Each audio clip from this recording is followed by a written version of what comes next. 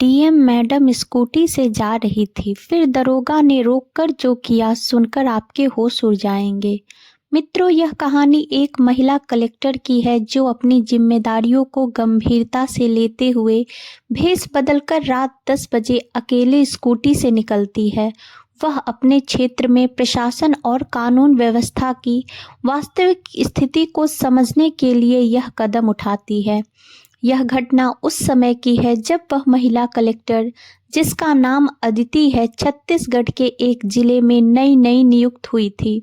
अपने कार्यभार संभालने के तीसरे ही दिन अदिति ने सोचा, क्यों न रात में चुपचाप बिना किसी को बताए अपने क्षेत्र का निरीक्षण किया जाए। उसने चेहरे पर मास्क लगाया, साधारण सलवार सूट पहना और अपनी स्कूटी लेकर निकल पड़ी। जैसे ही वह एक सुनसान इलाके से गुजरी, एक पुलिस चेक पोस्ट पर तैनात पुलिस कर्मियों ने उसे हाथ देकर रोका। अदिति ने अपनी स्कूटी रोक दी। पुलिस वालों ने उससे गाड़ी के कागज मांगे।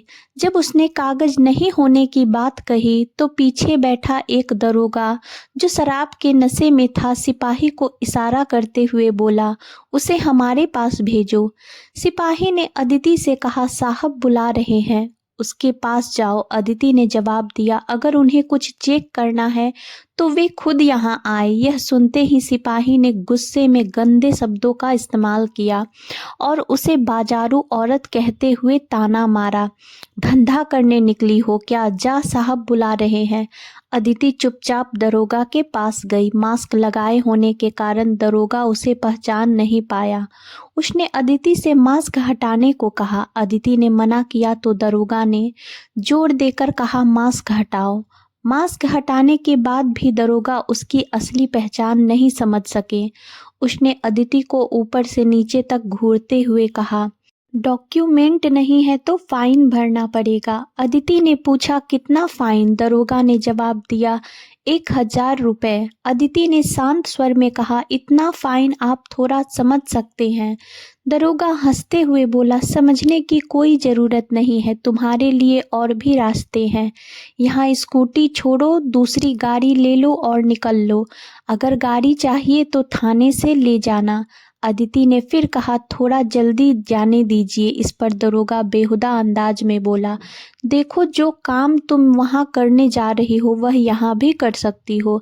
सब व्यवस्था है गाड़ी में, चलो, तुम्हें 1 भी रुपया नहीं देना पड़ेगा। बस 5-10 मिनट का ही काम है। अदिति अपने गुस्से पर काबू नहीं रख पा रही थी। उसे लग रहा था कि अभी कुछ कहना चाहिए, लेकिन उसने खुद को समझाया। उसने सोचा कि अगर इस समय वह दरोगा को अपनी असलियत बता दे तो स्थिति और बिगड़ सकती है। हो सकता है कि जब सामने वाले को पता चले कि वह कलेक्टर है तो वह या तो डर शांत हो जाए या फिर और ज़्यादा आक्रामक हो जाए। अगर वह नकारात्मक प्रतिक्रिया देता है तो उसके लिए स्थिति और खतरनाक हो सकती थी। अदिति ने समझदारी दिखाते हुए अपना परिचय ना देने का फैसला किया और सोचा कि चुपचाप उसकी बातें सुन लेना ही बेहतर होगा। इसी बीच दरोगा उठ खड़ा हुआ। उसने अदिति के कंधे पर हाथ रखा और सहलाने की कोशिश की। यह देखकर अदिति ने झटके से उसका हाथ झटक दिया और दूर हट गई। वह घबरा गई थी, लेकिन उसके मन में एक बार भी नहीं आया कि वह अपनी असली पहचान बताए। पढ़ी लिखी होने के नाते वह जानती थी कि यह सही वक्त नहीं है। उसने सोचा, अभी कुछ भी हो सकता है, बेहतर होगा कि मैं यहाँ से निकल जाऊँ, बाद में जो होगा देखा जाएगा। अदिति ने तुरंत वहाँ से दौड़ लगा दी और भागती हुई दूर निकल गई। पीछे से दरोगा चिल्लाया, स्कूटी को थाने में जमा करवा दो, गाड़ी वहीं से मिलेगी, बाद में आकर हिसाब कर लेंगे। यह कहकर वह फिर से अपनी कुर्सी पर बैठ गया। उसके लिए यह सब सामान्य था। उसने सोचा, अगर काम बन गया तो ठीक, नहीं तो कोई बात नहीं। अदिति आगे बढ़ी।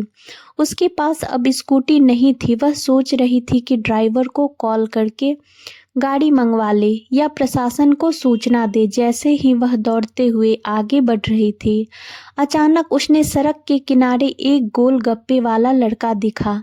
वह अपनी दुकान समेट रहा था। ठंड का मौसम था और रात के 10 बज चुके थे, लेकिन सन्नाटा ऐसा था कि लग रहा था जैसे बहुत देर हो चुकी हो। अदिति घबराई हुई वह उस लड़के के पास गई और धीरे से बोली, मेरे साथ पुलिस वाले बदतमीजी कर रहे हैं। लड़के का नाम सचिन था।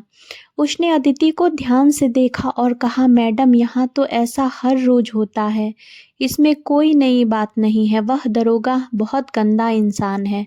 अदिति ने बताया कि उसे किसी दूर की जगह जाना है जो लगभग 20 किलोमीटर दूर थी। सचिन ने तुरंत कहा, अगर आप मुझ पर भरोसा कर सकती है तो मैं आपको छोड़ देता हूँ। यहाँ समय आपको कोई गाड़ी नहीं मिलेगी, मैं किसी से बाइक लेकर आता हूँ। अदिति ने सचिन को गौर से देखा। वह सोच रही थी कि क्या इस लड़के पर भरोसा किया जा सकता है, लेकिन कोई और चारा ना देखकर उसने हामी भर दी। सचिन ने अदिति को अपने साथ चलने के लिए कहा। दोनों चलने लगे। सचिन ने पुलिस वाले इलाके से पहले ही रास्ता बदल दिया और उन्हें देखते ही एक कट लेकर दूसरी गली में मुड़ गया। थोड़ी दूर जाने के बाद वह छोटे से घर के सामने रुका।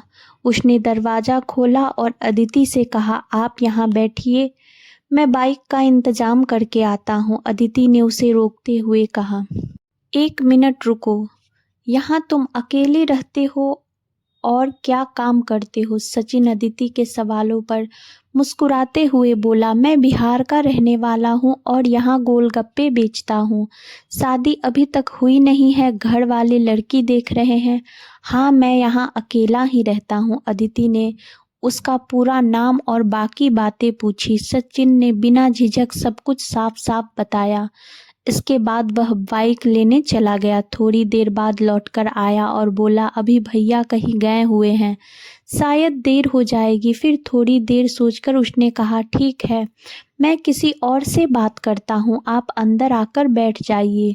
बाहर सर्दी थी। अदिति पहले गेट के बाहर खड़ी थी, लेकिन अब उसने दरवाज़ा खोलकर अंदर कदम रखा। अंदर जाकर उसने चारों ओर नज़र दौड़ाई। अदिति ने देखा कि सचिन का कमरा बहुत ही साधारण था। एक तरफ एक खाट रखी थी, दीवार पर ईश्वर की तस्वीर लगी थी, जिससे प्रतीत हुआ कि वह नियमित रूप से पूजा अर्चना करता है। कमरे में कुछ ग्रंथ और पुस्तकें भी रखी थी, कुछ धार्मिक तो कुछ कथाओं और उपन्यासों की। ऐसा लगा कि वह फुर्सत के समय अध्ययन करने का शौक रखता है।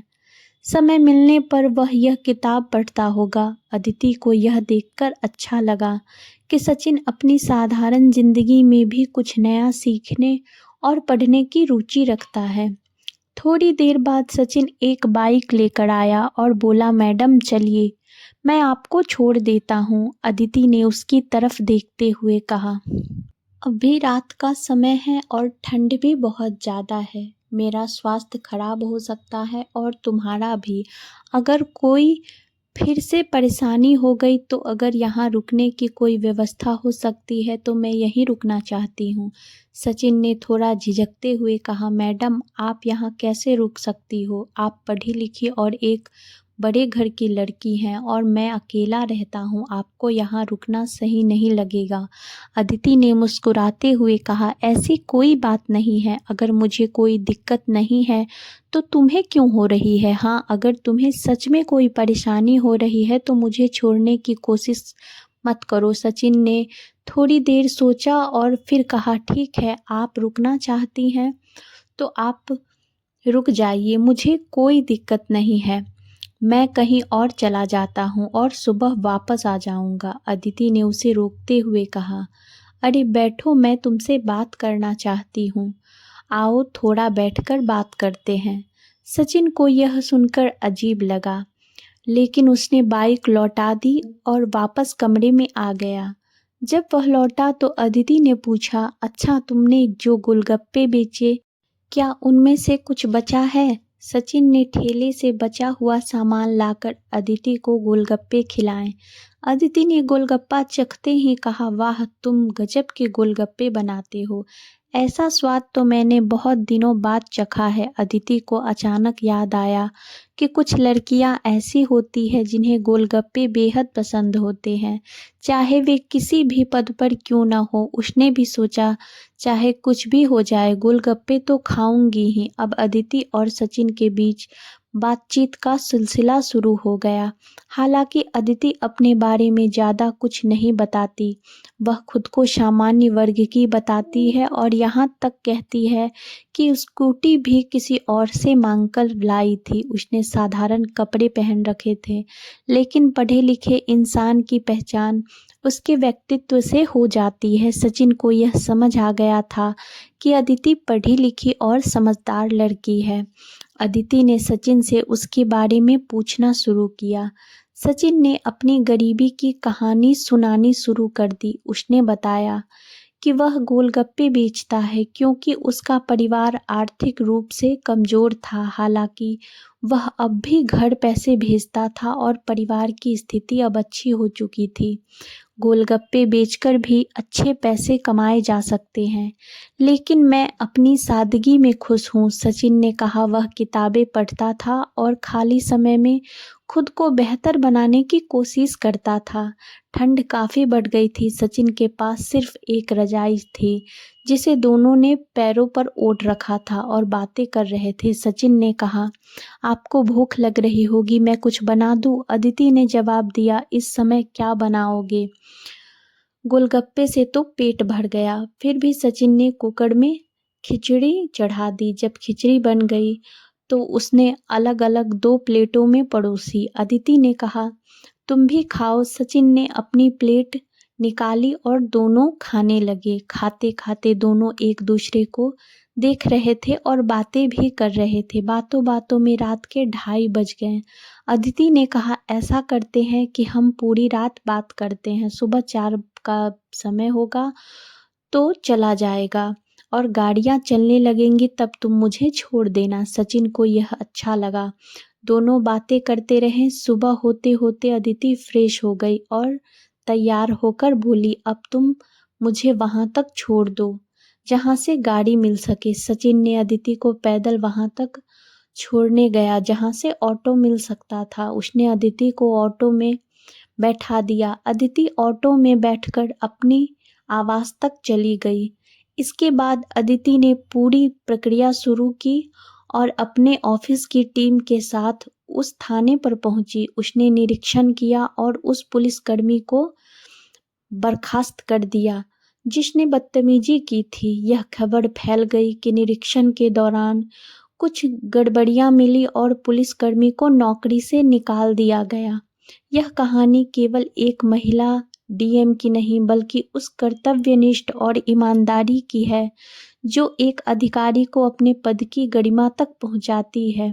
अदिति ने यह साबित किया कि एक सच्चा नेता वही होता है जो अपनी आंखों से वास्तविकता को देखे और समाज में सुधार के लिए कदम उठाए। इस घटना ने न केवल भ्रष्ट पुलिसकर्मियों की असलियत उजागर की, बल्कि यह भी दिखाया कि अगर समाज में हर व्यक्ति अपने कर्तव्यों के प्रति जिम्मेदार हो तो व्यवस्था में सुधार संभव है। अदिति की दृढ़ता और साहस ने यह संदेश दिया कि चाहे कितनी भी मुश्किलें क्यों न हो, सत्य और ईमानदारी हमेशा विजय होती है। यह कहानी हमें प्रेरणा देती है कि अगर हम हर अधिकारी, चाहे वह किसी भी पद पर हो, अपने कर्तव्यों को पूरी ईमानदारी और निडरता से निभाए तो न केवल प्रशासन मजबूत होगा, प्रशासन सुधरेगा, बल्कि जनता का भरोसा भी मजबूत होगा।